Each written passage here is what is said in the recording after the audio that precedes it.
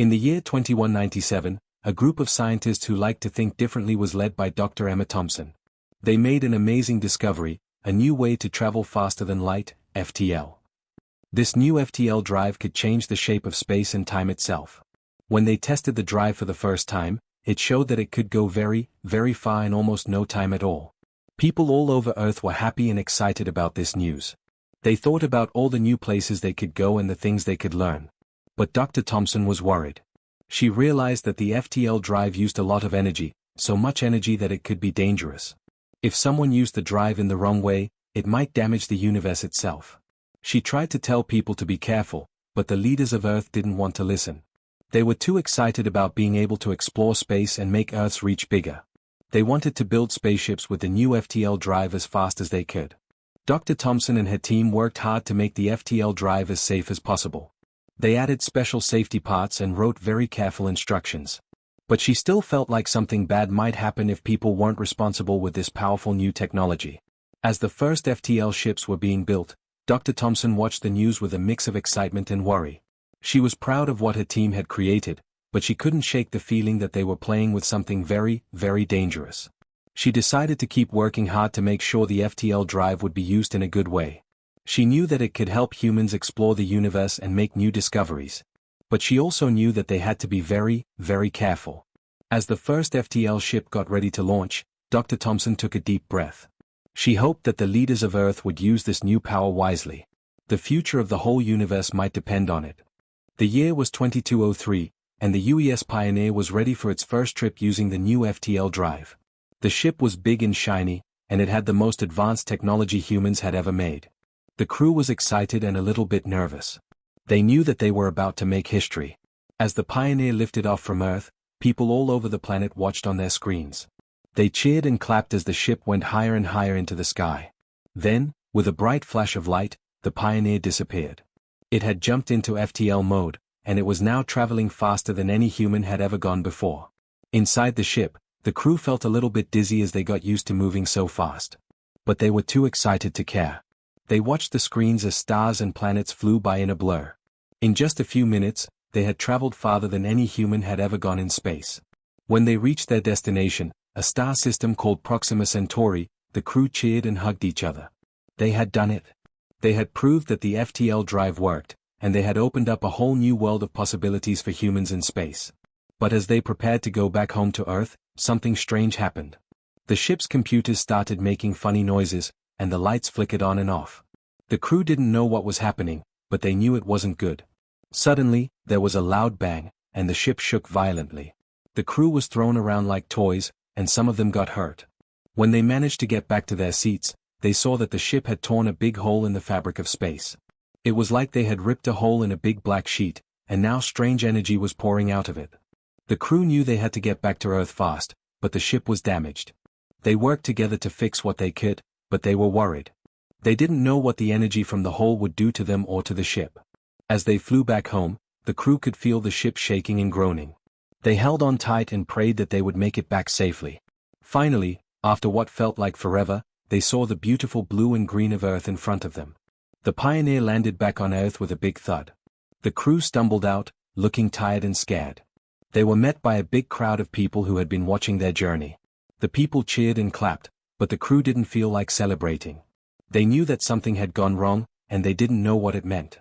Dr. Thompson and her team rushed to the ship to find out what had happened. They looked at the computers and the hole in space, and they were very worried.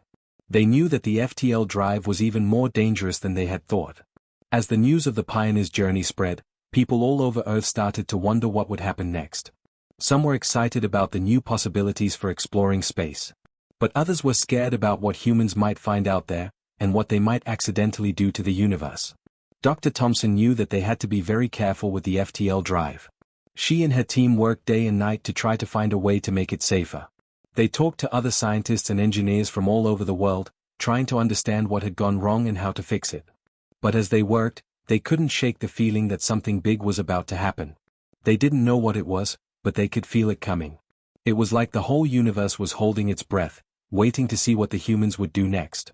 And as the Pioneer sat in its hangar, still damaged from its journey, the crew couldn't help but wonder what they had unleashed on the universe. They had wanted to explore and learn, but now they weren't so sure. They just hoped that whatever happened next, humans would be ready for it.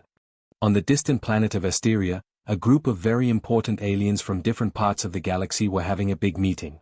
They were called the Galactic Council, and their job was to make sure that everyone in the galaxy was following the rules and getting along.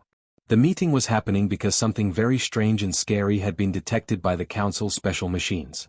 These machines could see things happening very far away in space, and they had noticed a big burst of strange energy coming from the direction of Earth. The aliens in the Council were very worried. They knew that humans had been trying to invent new ways to travel in space, but they didn't think the humans were ready for such a big responsibility. The Council had been watching the humans for a long time, and they had seen how the humans sometimes fought with each other and made bad decisions. As the meeting started, the leader of the Council, a tall alien with blue skin and 4 arms, stood up to speak. His name was Councillor Aldrich, and he looked very serious. "My fellow Council members," he said, "we have received some very troubling news. It seems that the humans have invented a new kind of spaceship that can travel faster than anything we have ever seen before. They call it the FTL drive, and it is very, very dangerous." The other Council members started to whisper to each other. They had heard rumors about the humans' new invention, but they didn't know much about it. They waited for Councillor Aldrich to explain more. "The FTL drive works by manipulating the fabric of space and time itself," Aldrich continued. "It allows a ship to travel vast distances in the blink of an eye. But it also releases a huge amount of energy that could potentially tear apart the very fabric of the universe." The Council members gasped. They knew that messing with space and time was very risky, and they couldn't believe that the humans would be so foolish as to try it. "We have detected a burst of this dangerous energy coming from the direction of Earth," Aldrich said. "It appears that the humans have already tested their new FTL drive, and something has gone wrong. The energy burst was so powerful that it could be felt light years away." The Council members started to talk more loudly now. They were very afraid of what the humans might do with this new technology. Some of them wanted to send a warning to Earth, telling the humans to stop using the FTL drive before they destroyed everything. Others wanted to send a fleet of spaceships to Earth to force the humans to give up their dangerous invention. But Councillor Aldrich held up his hand for silence. He had more to say. "My friends," he said, "I know that we are all worried about what the humans might do. But we must remember that they are a young species, and they do not have the wisdom and experience that we have. They do not understand the dangers of what they are doing." The Council members nodded. They knew that Aldrich was right. The humans were like children playing with fire, and they needed someone to guide them and keep them safe. "I propose that we send a message to the humans," Aldrich said. "We will tell them that we are aware of their new invention, and we will offer to help them use it safely. We will send our best scientists and engineers to work with them, to make sure that they do not accidentally destroy the universe." Some of the Council members looked skeptical. They didn't trust the humans, and they didn't want to share their advanced technology with them. But others seemed to agree with Aldrich's plan. They knew that the humans needed help, and they wanted to make sure that the galaxy was safe for everyone. After a long discussion, the Council finally agreed to send a message to Earth. They would offer to help the humans use their new FTL drive safely, but they would also warn them about the dangers of messing with the fabric of space and time. As the meeting ended, Councillor Aldrich looked out at the stars. He knew that the galaxy was about to change forever, and he hoped that the humans would be ready for the challenges ahead. He also hoped that the Council had made the right decision, and that they would be able to guide the humans towards a better future for everyone. Far away on Earth, the humans were still celebrating their new invention.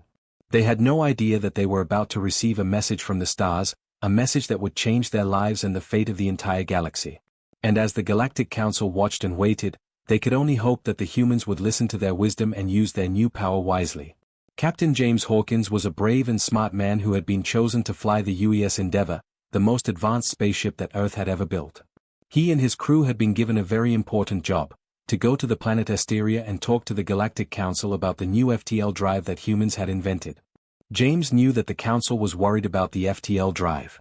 They thought that it was too dangerous and that humans shouldn't be using it. But James believed that humans were ready to explore the galaxy and that they could use the FTL drive safely. As the Endeavour got closer to Asteria, James and his crew started to feel nervous. They knew that they were going to be talking to some of the most powerful beings in the galaxy, and they wanted to make a good impression. But when they arrived at Asteria, they were shocked by what they saw. Instead of a friendly welcome, they were surrounded by a huge fleet of alien spaceships. The ships were much bigger and more advanced than anything the humans had ever seen before. James tried to stay calm. He knew that he needed to be brave and smart if he was going to convince the council to let humans keep using the FTL drive. He took a deep breath and opened a communication channel to the council. "Greetings, Galactic Council," he said. "I am Captain James Hawkins of the UES Endeavour. We come in peace, and we wish to discuss the future of human space exploration with you." But the council did not seem happy to see them. They replied in a cold, angry voice. "Captain Hawkins," they said, "you and your species have violated the laws of the galaxy by creating a dangerous and unstable technology. You must surrender your FTL drive and submit to our authority, or face the consequences." James was shocked. He had never heard anyone talk to him like that before. He tried to explain that humans were a peaceful species and that they only wanted to explore and learn. But the council wouldn't listen.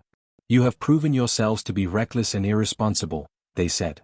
"You have put the entire galaxy at risk with your actions. We cannot allow you to continue on this path." James felt his anger rising. He knew that humans had made mistakes in the past, but he also knew that they had learned from them. He believed that humans had the right to explore the galaxy, just like any other species. He tried to argue with the council, to make them see that humans were ready to take on the responsibility of using the FTL drive. But the more he talked, the angrier the council seemed to get. Finally, one of the council members spoke up. It was a tall, intimidating alien with glowing red eyes. "Enough," it said. "You have been warned, Captain Hawkins.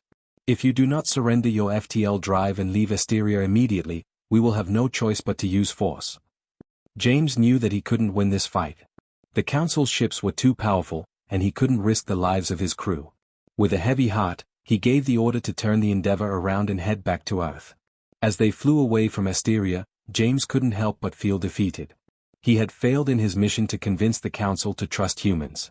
He knew that the council would never let them use the FTL drive now. But then, something strange happened. One of the crew members, a young woman named Sarah, came up to James with a look of excitement on her face. "Captain," she said, "I think I found something in the data we collected from the council's ships." James looked at the data, and his eyes widened. It was a message, hidden in the code of the council's communication systems. And it changed everything. The message was from a group of aliens who called themselves the Resistance. They said that the Galactic Council was corrupt and that they were trying to control all the species in the galaxy. The Resistance wanted to help humans, to give them the freedom to explore and learn. James knew that this was his chance. He had to get this information back to Earth, to let the other humans know what was really going on. He gave the order to set a course for home, and the Endeavour jumped into FTL mode. As they flew through space, James couldn't help but feel a sense of hope. He knew that the fight was just beginning, but he also knew that humans were strong and brave. They would not give up their dreams of exploring the galaxy, no matter what the council said. And with the help of the Resistance, James knew that they had a chance. A chance to prove to the galaxy that humans were ready to take their place among the stars, and that they would not be controlled by anyone. As the Endeavour raced towards Earth, James sat in his captain's chair and smiled. He knew that the future was uncertain, but he also knew that humans would face it together, united in their quest for knowledge and adventure. Back on Earth, Dr. Emma Thompson and her team were working very hard to find out what had happened during the Pioneer's mission. They looked at all the data from the ship's computers and studied the strange hole in space that the ship had made. As they worked, they started to notice something very strange. It seemed like the problems with the FTL drive were not caused by a mistake or an accident. Instead, it looked like someone had done it on purpose. Dr. Thompson was very worried. She knew that if someone had sabotaged the FTL drive, it could mean big trouble for Earth and for the whole galaxy. She decided to call Captain Hawkins on the Endeavour and tell him what she had found. When Captain Hawkins heard the news, he was shocked. He knew that he had to get back to Asteria and tell the Galactic Council what had happened. Maybe if they knew that someone had tried to trick them, they would change their minds about humans and the FTL drive. So Captain Hawkins and his crew turned the Endeavour around and headed back to Asteria as fast as they could. When they got there, they sent a message to the Council, asking to talk to them again. This time, the Council agreed to meet with them. Captain Hawkins and his crew walked into the big meeting room, where all the alien leaders were waiting. They looked angry and suspicious, but Captain Hawkins knew he had to tell them the truth. He told them about the message from the Resistance, and about Dr. Thompson's discovery that someone had sabotaged the FTL drive. He showed them all the proof he had, and he asked them to trust humans and give them another chance. At first, the Council didn't want to believe him. They thought that humans were just trying to trick them again. But as Captain Hawkins kept talking, some of them started to listen. They could see that he was telling the truth, and that humans were not the enemy. Finally, one of the council members stood up. It was the same tall alien with glowing red eyes who had threatened Captain Hawkins before. But this time, he looked different. He looked sad and tired. "Captain Hawkins," he said, "we have made a terrible mistake. We thought that humans were dangerous and untrustworthy, but now we see that we were wrong. We should have listened to you and tried to understand your people instead of judging them." The other council members started to nod and agree. They could see that they had been fooled by the real enemy, the ones who had sabotaged the FTL drive. They knew that they needed to work together with humans to find out who was behind it and stop them before they could do any more harm. Captain Hawkins felt a huge wave of relief wash over him. He had done it. He had convinced the Galactic Council to trust humans and give them another chance. He shook hands with the council members and thanked them for their understanding. As he walked back to the Endeavour with his crew, Captain Hawkins felt a new sense of purpose. He knew that the road ahead would not be easy, but he also knew that humans and aliens could work together to make the galaxy a better place for everyone. And he knew that it all started with trust and understanding, with being willing to listen to each other and learn from each other. That was the only way to build a future that everyone could be proud of.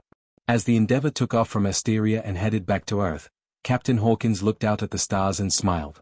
He knew that the universe was a big and wonderful place, full of mysteries and adventures. And he knew that humans were ready to explore it, hand in hand with their new alien friends. And so, a new chapter in the story of the galaxy began, a chapter of hope and discovery and friendship. And as the Endeavour raced through the stars, Captain Hawkins knew that he and his crew would be a part of that story, now and forever.